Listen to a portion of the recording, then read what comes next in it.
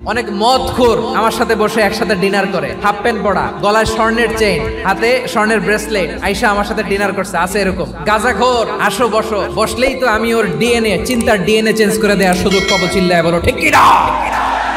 আমার অনেক হিন্দু পরিচিত ভাই আছে, ওরা আমাদের ইফতারির প্রোগ্রামে এসে একসাথে ইফতারি করে। বিশ্বনবী ইহুদির বাড়িতে গেলেন, আর আমার মুসলমান ভাই আমার কাফের বলে। এরকম আছে না নাই?